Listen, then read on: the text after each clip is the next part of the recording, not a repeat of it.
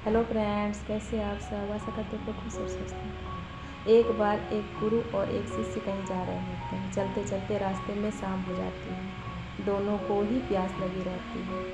गुरु शिष्य के सामने रुकने की इच्छा जाहिर करते हैं, क्यों ना आज रात यहीं रुका जाए। शिष्य भी हामी भरते हैं। उन दोनों को सामने एक घर नज़र आता है। वो दोनों जाते हैं, घर का दरवाज़ा ढकढकाते हैं।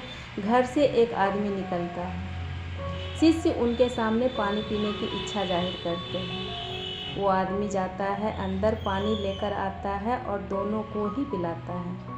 पानी पीने के बाद गुरु उनके सामने रात में रुकने की इच्छा जाहिर करते हैं। वो आदमी दोनों को अंदर ले जाता है। गुरु जब अंदर जाते हैं तो देखते हैं घर की स्थिति उतनी भी अच्छी नहीं है। घर की हालत उतनी भी अच्छी नहीं है।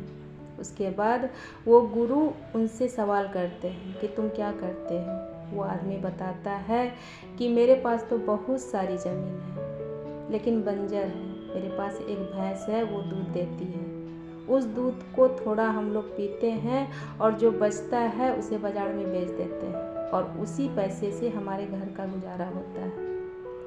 उनकी बात सुनकर गुरु मन ही मन रह जाते हैं, कुछ भी नहीं बोलते हैं। वो आदमी दोनों की अच्छी सी सेवा करते हैं, अच्छे से खिलाते हैं, पिलाते हैं और सोने की भी व्यवस्था करते हैं और खुद भी सो जाते हैं। आधी रात में गुरु अपने शिष्य को उठाते हैं और बोलते हैं चलो। इसमें शिष्य बोलते हैं अभी तो सुबह भी नहीं हुई है। लेकिन गुरु बोलते हैं नहीं, अभी चलना है, लेकिन भैंस को खोल कर चलो, भैंस को साथ लेकर जाना है।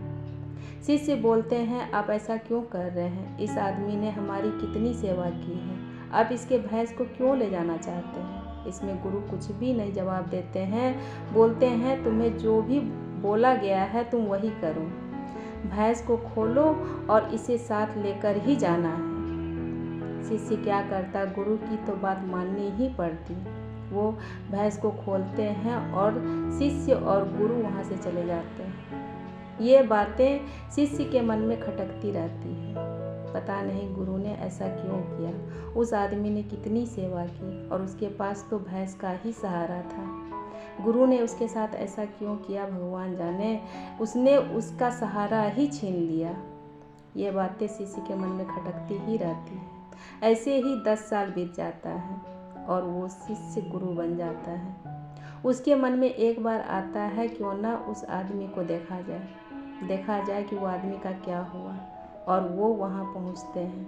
जब उस जगह पर जाते हैं तो वहाँ देखते हैं, वहाँ छोटा सा घर नहीं, एक बहुत बड़ा सा घर था और महल जैसा दिख रहा था। वो शिष्य उस घर का दरवाज़ा ढकढकाते हैं। वहाँ एक आदमी निकलता है। शिष्य उसे पहचान लेते हैं, वो वही आदमी था। उसके बाद उससे पूछते हैं यहाँ तो एक घर था। तब वो आदमी बताता है कि भला हो उस गुरु का, हम तो उस भैंस के सहारे ही जी रहे थे। अगर उस दिन वो भैंस लेकर नहीं जाते तो पता नहीं, हम तो भैंस के सहारे ही जीते रह जाते। हमें थोड़ी परेशानी हुई, फिर हम बंजर ज़मीन को उपजाऊ बनाए, उसमें खेती किए, उससे मेरे पास पैसे आए और हमारी आमदनी भी बढ़ने लगी।